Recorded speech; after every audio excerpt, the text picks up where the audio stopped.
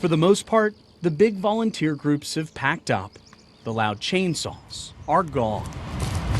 And as Maury County residents impacted by the May tornado go back and forth with their insurance companies, all they can do in the meantime is wait.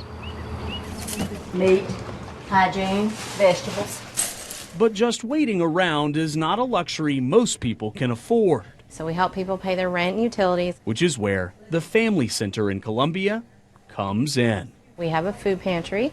We help homeless find permanent housing. For the first 30 years, the organization focused mainly on homeless outreach. Then came the tornado. We've just now added disaster relief to our genre. Quickly, their office became a hub So this is our conference room. for every donation. If you're just in need of water, we have some cleaning supplies. And we do mean every. They never turn something away. Doesn't matter what it is, just say yes and we'll figure out later.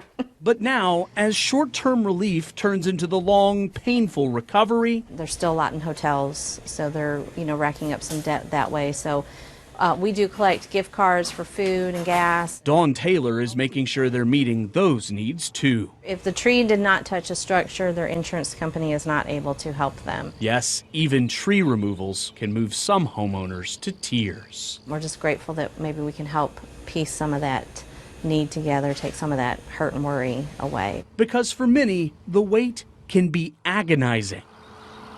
But Dawn hopes Maury County knows that they won't be going through it alone.